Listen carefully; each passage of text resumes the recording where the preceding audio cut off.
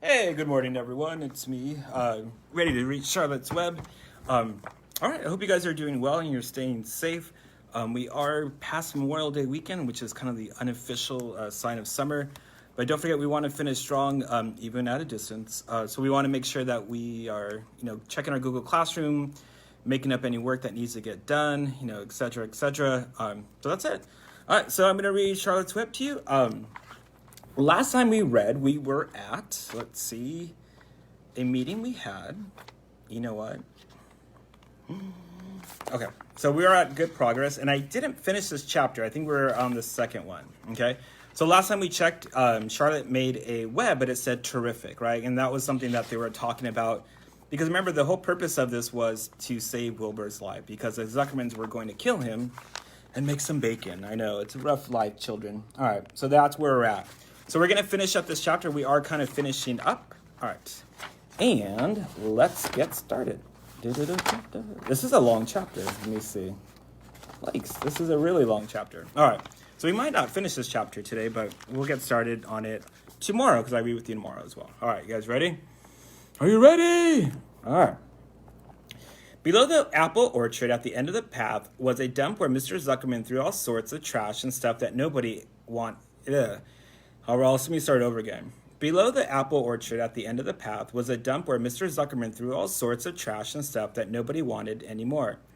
Here in a small clearing hidden in the young elders and wild raspberry bushes was an astonishing pile of old bottles and empty tin cans and dirty rags and bits of metal and broken bottles and broken hinges, broken springs and dead batteries and last month's magazine and old discarded dish mops and tattered overalls and rusty spikes and leaky pails and forgotten stoppers and useless junks of all kinds, including a wrong-sized crank for a broken ice cream freezer.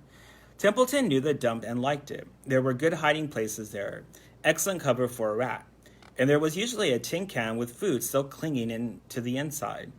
Templeton was down there now, rummaging around. When he returned to the barn, he carried in his mouth of an advertisement he had torn from a crumpled magazine. "How's this?" he asked, showing the ad to Charlotte. "It says crunchy, crunchy. Would it be a good word to write in your web?" "Just the wrong idea," replied Charlotte. "Couldn't be worse. We don't want Zuckerman to think Wilbur is crunchy. We might start thinking about crisp, crunchy bacon and tasty ham. That would put ideas into his head. We must advertise Wilbur's noble qualities, not his tastiness. Go get another word, please, Templeton." The rat looked disgusted, but he sneaked away to the dump and was back in for a while with a strip of cotton cloth. "How's this?" he asked. "It's a label off an old shirt." Charlotte examined the label. It said pre-shrunk. "I'm sorry, Templeton," she said, "but pre-shrunk is out of the question. We want Zuckerman to think Wilbur is nicely filled out, not all shrunk up. I'll have to ask you to try again." "What do you think I am, a messenger boy?" grumbled the rat. "I'm not going to spend all my time chasing down to the dump after advertising material." "Just one more, please," said Charlotte. "I'll tell you what I'll do," said Templeton. "I know where there's a package of snowflakes in the woodshed. It has writing on it. I'll bring you a piece of the package." He climbed the rope and hung on the wall and disappeared through a hole in the ceiling. When he came back, he had a strip of blue and white cardboard in his teeth. "There," he said triumphantly. "How's that?" Charlotte read the words with new radiant action. "What does it mean?" asked Charlotte, who had never used snowflakes in her life. "How should I know?" said Templeton. "You asked for words and I brought them. I suppose the next thing you'll want me to fetch is a dictionary." Together they studied the soap ad. "With new radiant action," repeated Charlotte slowly. "Wilbur," she called. Wilbur, who was asleep in the straw, jumped up. "Run around," commanded Charlotte. "I want to see you in action, to see if you are radiant." Wilbur raced to the end of his yard. "Now back again, faster," said Charlotte. Wilbur galloped back. His skin shone, his tail a fine, tight curl in it. "Jump into the air," cried Charlotte. Wilbur jumped as high as he could. "Keep your knees straight and touch the ground with your ears," said Charlotte. And here is Wilbur trying to be radiant, right? It's kind of silly. All right. Wilbur obeyed. "Do a Do a backflip with a half twist in it, cried Charlotte. Wilbur went backwards, writhing and twisting as he went. Okay, Wilbur, said Charlotte. You go back to sleep, okay, Templeton? The soap ad will do. I guess I'm not sure Wilbur's action is exactly radiant, but it's interesting. Actually, said Wilbur, I feel radiant. Do you? Said Charlotte, looking at him with affection. Well, you're a good little pig, and radiant you shall be. I'm in this pretty deep now. I might as well go to the limit. Tired from his romp, Wilbur lay down in the clean straw. He closed his eyes. The straw seemed scratchy, but not as comfortable as the cow manure, which was always delightful soft to lie in. So he pushed the straw on one side and stretched out in the manure. Wilbur sighed. It has been a busy day, the first day of being terrific. Dozens of people had visited his yard during the afternoon, and he had to stand and pose, looking as terrific as he could. Now he was tired. Fern had arrived and seated herself quietly on her stool in the corner. Tell me a story, Charlotte, said Wilbur, as he lay waiting for sleep to come. Tell me a story.